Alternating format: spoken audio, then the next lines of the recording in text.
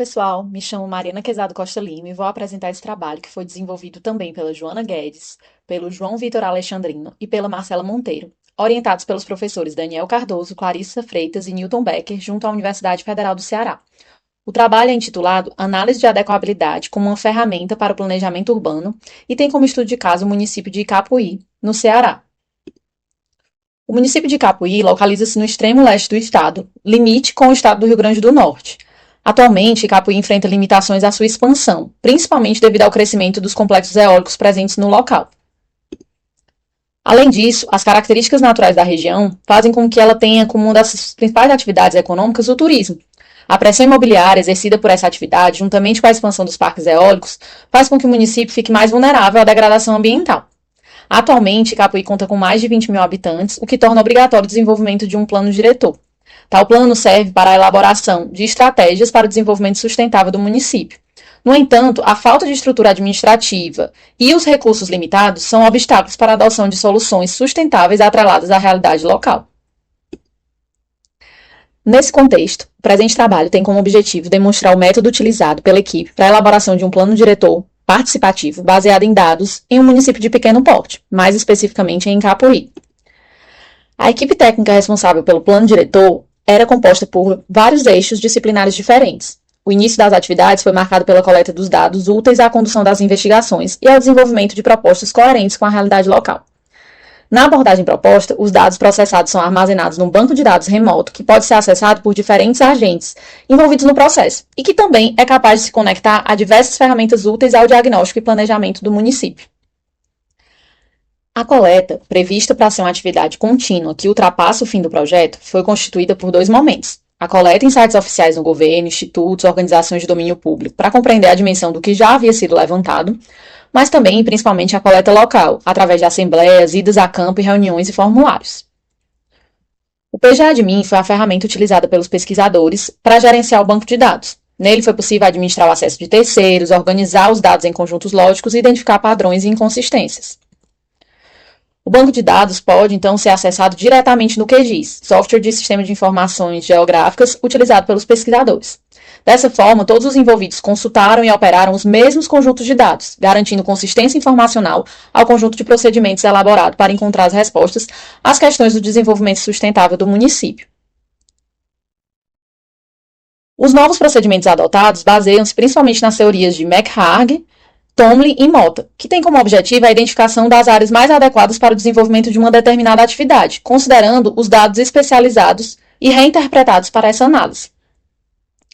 Em resumo, o que aconteceu foi que cada um dos eixos acessou os dados disponíveis a fim de analisar as informações relevantes para responder à pergunta: de acordo com o seu eixo, essa área é adequada à urbanização? Cada um dos dados selecionados foi reinterpretado em uma escala de 0 a 5, onde 0 era o menos adequado, representado em cor escura, e 5 o mais adequado, representado em cor clara. Uma vez que os dados foram selecionados e reclassificados, era executada uma álgebra de mapas, da qual se extraía a média dos índices atribuídos, resultando em um mapa temático. Com os mapas temáticos de cada um dos eixos, foi realizada uma nova operação que culminou no mapa síntese de adequabilidade.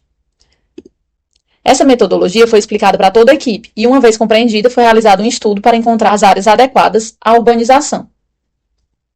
O primeiro eixo, o eixo de pré-existências, analisou os investimentos públicos, privados e as vocações identificadas para o local. Foram consideradas mais adequadas as áreas mais próximas às vias, as áreas próximas aos equipamentos públicos, áreas já ocupadas e áreas mais densas, pois elas demonstram o reconhecimento tanto da administração quanto da população de que essas áreas são consolidadas.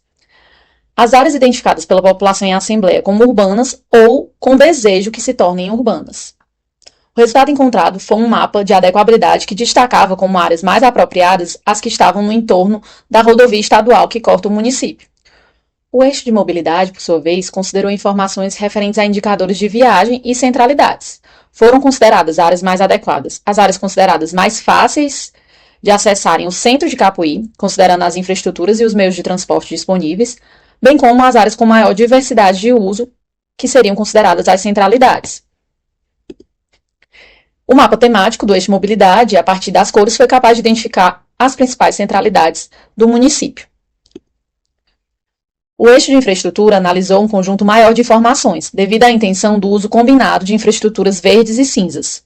Dessa forma, foram consideradas informações referentes não somente à existência ou não de infraestruturas, mas também referentes às características naturais do local. Assim, foram consideradas adequadas áreas onde existem infraestruturas, áreas planas, áreas que não eram ambientes frágeis, áreas em cotas mais altas e áreas que não eram próximas de corpos hídricos, a fim de evitar a sua contaminação.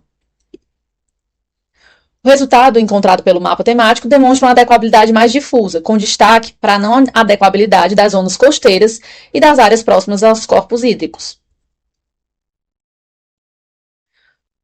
O eixo de fragilidade buscava identificar as áreas menos frágeis para a ocupação urbana, usando como referência dados relativos às características geomorfológicas da região.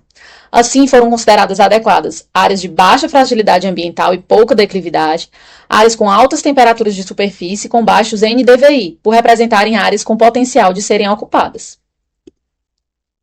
O mapa temático do eixo fragilidades ambientais demonstra ser mais adequado à ocupação para o interior do município, para longe da região costeira e dos corpos hídricos. Além das fragilidades ambientais, das características naturais do território, foram analisadas as restrições legais existentes que incidem no município. Aqui não existiram nuances, mas sim apenas a identificação de áreas proibitivas à urbanização, como é o caso das áreas de preservação permanente, bem como as zonas de preservação conforme o zoneamento econômico costeiro, e também os aerogeradores implantados, que em um raio de abrangência não poderia ter ocupação. Dessa forma, o mapa de restrições legais destaca as áreas inadequadas para a ocupação e as áreas adequadas sem a apresentação de nuances. Uma vez encontrados os mapas temáticos dos eixos de pré-existências, mobilidade, infraestrutura e fragilidade ambiental, eles foram combinados a fim de que se encontrasse uma média dos índices atribuídos. O mapa temático das restrições legais foi então adicionado posteriormente, uma vez que ele representava proibições à urbanização. O mapa síntese encontrado dessa forma é um representativo de análise de diversos profissionais de diferentes disciplinas baseado em dados, capaz de identificar de forma clara e simples, por meio de operações, as áreas mais adequadas à urbanização do município. Algumas constatações podem ser destacadas como resultados. Primeiramente, os eixos de expansão mais favoráveis à urbanização em termos de presença de infraestrutura existente e interesse da população também são as áreas mais frágeis do ponto de vista ambiental. Além disso, o crescimento do município para a porção sul encontra-se limitado pela presença de aerogeradores, como dito no início. O diálogo com os moradores enriquece a leitura do território e promove a identificação das potencialidades mais relevantes para a proposição de eixos de desenvolvimento sustentável. Assim, a partir do mapa de adequabilidade compilado, e entendendo qual é a área urbanizada existente, foi possível pensar o crescimento urbano e o macrozoneamento desse município junto ao plano diretor, estabelecendo quais zonas deveriam estar no perímetro urbano, quais zonas seriam rurais, e dentro do perímetro urbano, quais zonas deveriam ser de urbanização e que zonas deveriam ser de proteção ambiental. Trazendo aqui também algumas potencialidades desse método utilizado. Além da já citada, tomada de decisão baseada em dados e da interdisciplinaridade com a combinação de abordagens distintas, temos aí um potencial de representação, verificou-se nas audiências em que esse mapa foi apresentado um aumento da compreensão por parte da população a partir de uma síntese que, de outra forma, várias camadas de dados seriam muito mais difíceis de interpretar. E, além disso, uma replicabilidade, pela simplicidade e pela natureza incremental do método. Inclusive, podíamos mudar a pergunta de partida e esse método ainda seria aplicável, mesmo que não fossem áreas adequadas à urbanização, mas fossem, que áreas são possíveis de implementação de infraestrutura verde, que áreas são interessantes para a irrigação, entre outras, E por isso que é interessante essa replicabilidade, não apenas em relação a outros municípios, que também pode se aplicar esse método, mas também com outras perguntas de partida. Aqui estão as referências bibliográficas. Para finalizar, eu gostaria de agradecer e deixar os nossos contatos para feedbacks e trocas de ideias. Obrigada!